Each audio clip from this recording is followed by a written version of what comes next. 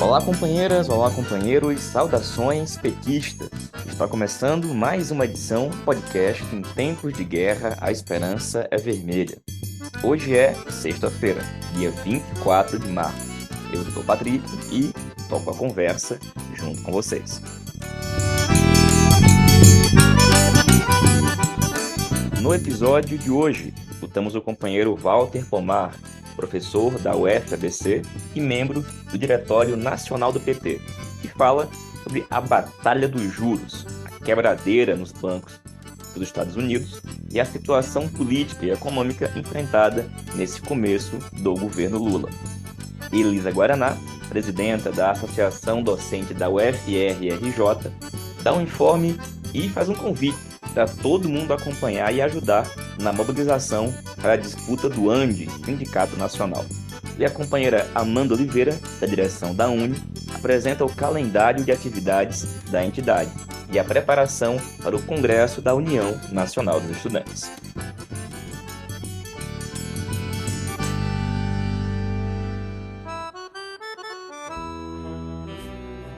E pessoal, começamos a edição de hoje com um brevíssimo resumo de alguns dos fatos dessa semana. Começando com a importante confirmação do nome da presidenta Dilma Rousseff como a nova presidenta do Banco dos BRICS, que reúne Brasil, Rússia, Índia, China e África do Sul. O banco, gente, pode cumprir um papel muito importante ao longo do próximo período, principalmente no cenário de agravamento da crise internacional e dos conflitos promovidos pelos Estados Unidos e pela OTAN contra a Rússia, contra a China e os países do sul global. Ter a Dilma lá, a partir de agora, coloca o Brasil em uma posição estratégica e muito, mas muito importante.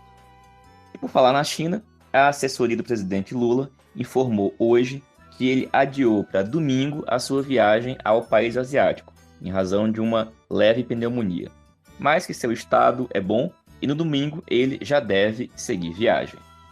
E por falar em viagem, quem viajou total essa semana foi o ex-juiz Sérgio Moro, agora senador. Depois que a Polícia Federal deflagrou uma ação que desbaratou uma possível ação criminosa contra ele, ele foi à tribuna do Senado levantar suspeitas contra o presidente Lula e o governo.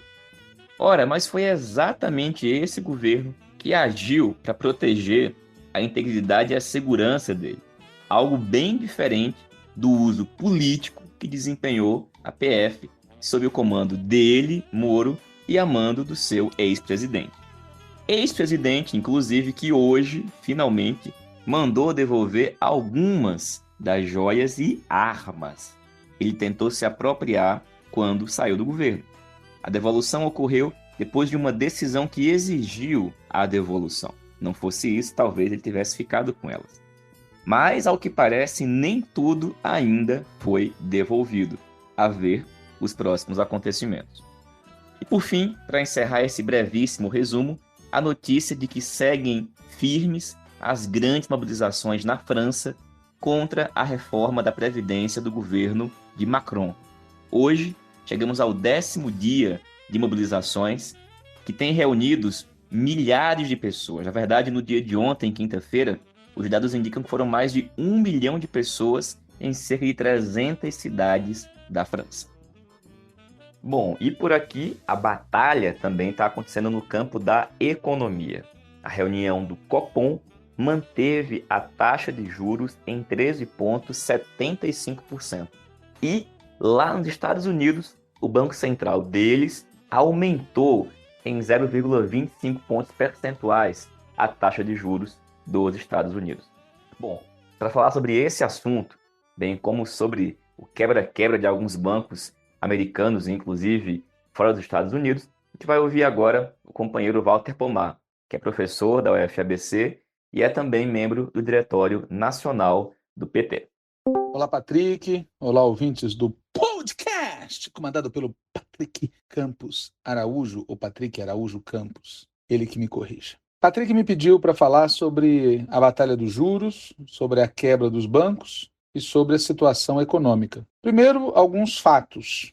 O Silicon Valley Bank, que é o 16º banco dos Estados Unidos, e o Signature Bank, que é um banco especializado em criptomoedas, foram para o saco. E o Credit Suisse vem enfrentando muitas dificuldades. E há notícias de outros bancos também com problemas. Para salvá-los, o de sempre. O Estado, a mão invisível do mercado, vem sendo salva pelo Estado, colocando dinheiro público para garantir que essa situação de alguns bancos não se converta numa crise sistêmica à lá 2008. Sobre os fatos. No dia 22 de março, quarta-feira dessa semana que está terminando, o Banco Central Brasileiro manteve a nossa taxa de juros a mais alta do planeta, segundo dizem, 13,75% ao ano. E o Fed, o Banco Central dos Estados Unidos, elevou em 0,25 a taxa deles, que agora oscila entre 4,75 e 5. E, de maneira geral, essa tem sido a política adotada pelos bancos centrais de muitos países e regiões. Com pretexto de combater a inflação, mantém a taxa de juros muito alta. Agora falemos da situação econômica. A situação econômica envolve muitas variáveis, uma delas é o crescimento. Há várias maneiras de medir o crescimento. Uma dessas maneiras é o chamado Produto Interno Bruto. O PIB do Brasil cresceu em 2022 algo da ordem de 2,9%, e as previsões para 2023 e para 2024 é que a gente cresça menos que isso. O FMI, por exemplo, o Fundo Monetário Internacional, está prevendo que em 2023 a gente cresça 1,2%. Se essas previsões estiverem corretas, o que vem pela frente é uma situação pior do que a atual. E é por isso que o presidente Lula vem criticando publicamente a política de juros do Banco Central. Banco Central que é presidido por um senhor chamado Bob Fields Neto, ou Roberto Campos Neto. Bob Fields faz parte da herança maldita deixada pelo governo cavernícola para o nosso governo. As críticas do presidente Lula têm uma motivação fundamental. Uma taxa de juros das mais altas, se não a mais alta do mundo, não contribui com o crescimento econômico, com a distribuição de renda, com o desenvolvimento do país. Pelo contrário, jogam o nosso crescimento para baixo e afetam as perspectivas de melhoria econômica e social. O fato do presidente Lula estar fazendo críticas públicas à política de juros do Banco Central tem levado o presidente Lula a ser criticado tanto pela direita neoliberal quanto pelos setores moderados da esquerda. A direita neoliberal não concorda com as críticas do presidente Lula à política de juros do Banco Central por 3 motivos principais. O primeiro é que a direita neoliberal está de acordo com essa política de juros. O segundo motivo é que eles acham que o Banco Central independente está acima de qualquer crítica. Em terceiro lugar, porque eles não admitem que o presidente Lula foi eleito e tem o direito de governar e que esse presidente do Banco Central é uma interferência indevida do governo anterior sobre o governo atual. Além das críticas vindas da direita neoliberal, o presidente Lula também vem sendo criticado por setores moderados da esquerda. Setores que, acima de tudo, têm medo do conflito. E, além disso, defendem uma política gradual de superação da herança maldita recebida do cavernícola. E esse é o pano de fundo da disputa política que existe dentro da própria esquerda. Nós vamos adiar o crescimento econômico e a introdução de uma nova política econômica para 2024? Ou nós vamos pisar no acelerador e tentar fazer uma mudança de rumos aqui e agora, já? Aqueles que defendem o adiamento, defendem uma política de superação gradual da herança cavernícola, aqueles que acham que só em 2024 a gente vai conseguir baixar a taxa de juros e voltar a crescer significativamente, essas pessoas são adeptas do suicídio coletivo. Pois, se nós esperarmos 2024 para tentar voltar a crescer, será tarde demais. Isso nos causará uma derrota política nas eleições de 2024, alimentará a oposição de extrema-direita e desgastará profundamente o governo Lula. Nós já vivemos isso em 2003 e 2004 por conta da política do Palocci. Não podemos viver isso novamente. E notem que, não por acaso, na mesma semana em que a taxa de juros aumenta, na mesma semana em que a polêmica em torno da taxa de juros se aprofunda, também ocorre a polêmica em torno de Moro, também ocorre a discussão sobre a visita de Lula à China, também se aprofundam as dificuldades do cavernícola com a justiça por conta das joias que ele e sua família se apropriaram. No fundo, o que esse pessoal quer é que Lula se converta numa rainha da Inglaterra e abandone o compromisso com a reconstrução e com a transformação do país. Qual deve ser nossa resposta a isso? Reafirmar a defesa do nosso programa. O presidente do Banco Central tem que ser afastado, a taxa de juros tem que cair, a política econômica tem que gravar os ricos. Não pode ser uma política econômica que, nas palavras de quem o disse, causará efeitos positivos para todos. Não pode. Tem que causar efeitos positivos para a maioria do povo. Os ricos têm que pagar a conta. Nós precisamos mudar os rumos da Petrobras. Nós precisamos recuperar a Eletrobras. Nós precisamos manter o Porto de Santos sob controle estatal. Nós precisamos revogar a reforma do ensino médio. Nós precisamos pôr os bolsonaristas para fora do governo. Eu queria concluir a minha contribuição com o podcast dessa semana dizendo o seguinte: nós estaremos melhor hoje se nós tivéssemos feito o debate sobre essas e outras questões ano passado. Por exemplo, a questão das Forças Armadas. Por exemplo, a questão da independência do Banco Central. Nós propusemos que o programa da nossa candidatura em 2022 falasse claramente da necessidade de revogar a independência do Banco Central. Na época, prevaleceu a ideia de não tratar dos assuntos mais polêmicos, adotar posições mediadas em várias questões. O problema é que a realidade é implacável. Hoje, nós estamos sendo obrigados a enfrentar essas questões que nós não debatemos em profundidade quando tivemos a oportunidade de fazê-lo. Mas águas passadas não movem moinho. Por isso, todo o apoio ao presidente Lula na batalha que ele está travando contra a política de juros do Banco Central e contra a herança maldita deixada pelo governo cavernícola. Valeu, Walter. Obrigado, companheiro. E, gente, vamos falar agora com a companheira Elisa Guaraná. A Elisa é atualmente presidenta da Associação de Docentes da Universidade Federal Rural do Rio de Janeiro, a UFRRJ. E a Elisa falou com a gente sobre a disputa pelo ANDE Sindicato Nacional, que agora tem, inclusive, as chapas que vão disputar a próxima direção devidamente inscritas. E eles falam com a gente que tem há anos construído o Fórum Renova Antes.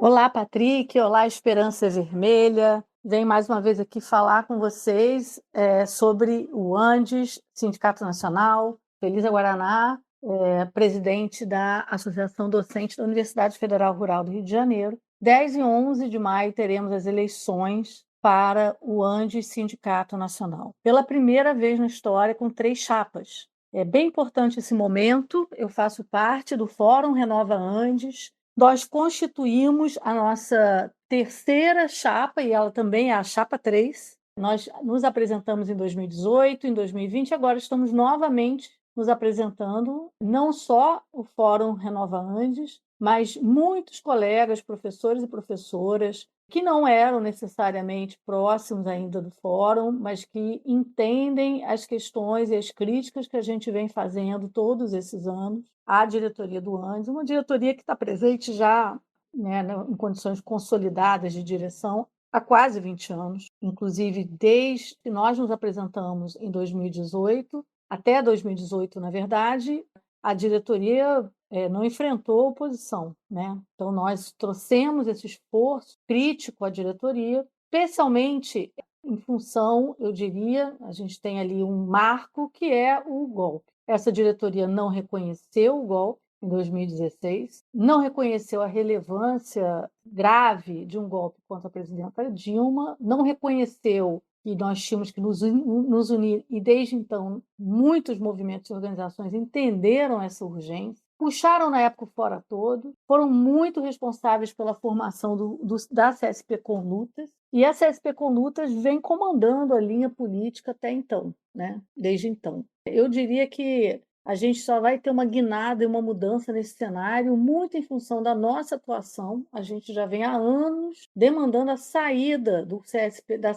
do antes da CSP com Lutas, o que foi finalmente aprovado agora em fevereiro, muito em função da política adotada por essa diretoria no Andes, uma política que nos isolou, que nos colocou numa posição de não compreender os grandes desafios, de não defender o Lula da violência daquela prisão perpetrada pelo lavajatismo, não compreendeu que aquilo ali significou uma eleição forjada, não se manifestou na época dessa maneira como deveria, não propôs, pelo contrário, impediu que pudéssemos unificar no primeiro turno, já no primeiro turno de 2022, nossa luta contra o Bolsonaro, e manteve uma posição bastante isolada e silenciosa durante o período Bolsonaro. Então, nós temos defendido ano a ano, nos congressos, nos CONADs, que é o nosso conselho anual,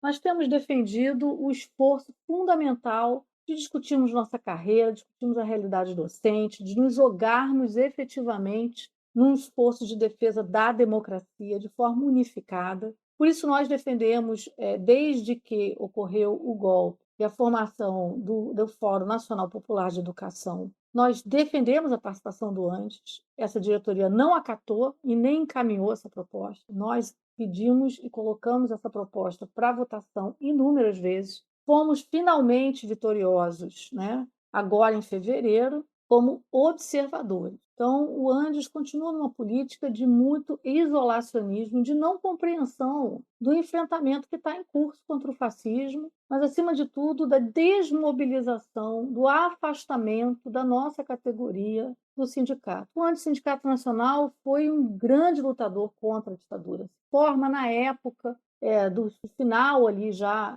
do período da ditadura de 1979, começam as organizações das associações, primeiro como a Andes, né? E depois finalmente nos tornamos sindicato nacional, numa luta intensa contra a ditadura, e fomos muito importantes na defesa da educação, na defesa da nossa categoria, de um projeto unificado de categoria. E hoje, infelizmente, não é essa a realidade do nosso Sindicato Nacional. Então, a Chapa 3 se coloca agora, mais uma vez, Chapa 3 renova Andes, nesse esforço de renovação, nesse esforço de aproximação direta com a nossa categoria, de uma defesa incondicional de um sindicato para todo mundo, de um sindicato que defenda a educação pública, de um sindicato que defenda a democracia, de um sindicato que defenda a nossa categoria. É isso. Em breve voltamos a nos falar. Vamos nos mobilizar todas, todos e todos, avisar os nossos companheiros e companheiras de que as eleições estão em curso. Todos os professores das universidades estaduais, federais, muitos de institutos federais que sejam filiados ao Andes, Cefetes, podem e têm que votar 10 e 11 para renovar e para mudar o Andes Sindicato Nacional. Vem! Valeu, Elisa. Obrigado, companheira. A gente reforça aqui o pedido da Elisa. Mobilização total para a disputa do Andes. Se você conhece algum professor ou professora, entra em contato, manda material, segue nas redes, inclusive, Chapa 3 do Renova Andes. E agora, falando em disputa, vamos ouvir a companheira Amanda Oliveira, que atualmente é diretora da União Nacional dos Estudantes.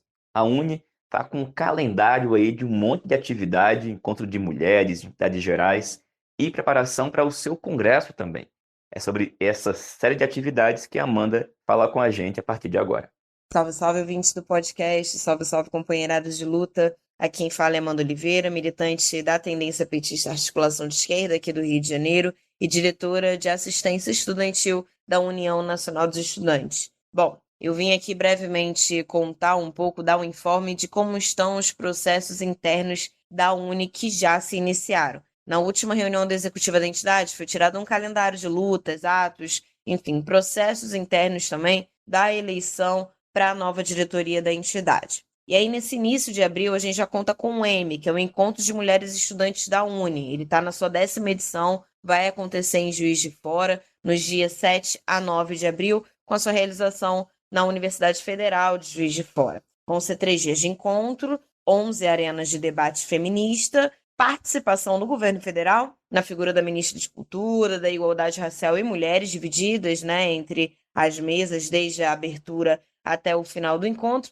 Enfim, muito debate cultural também, a tentativa de uma retomada da UNE de pensar uma política feminista para dentro das universidades. E, bom, a gente espera que seja o melhor espaço possível, até mesmo porque ele é um espaço de urgência e extrema importância, visto todos os ataques sistemáticos de Bolsonaro para com a vida das mulheres, e principalmente das mulheres jovens, periféricas, negras, mães de povos tradicionais também, não podemos esquecer, e visto que é o M pós-pandemia, né? Tivemos um M totalmente remoto na sua 9ª edição, mas agora a gente tem ele na sua 10ª presencial. Bom, nos dias 14 a 15 de abril, a próxima parada é em São Paulo, para o CONEG. O CONEG é o Congresso Nacional de Entidades Gerais da UNE, o que acontece na capital do estado, na sede da UNE. E nele vai ser construído, temos, né,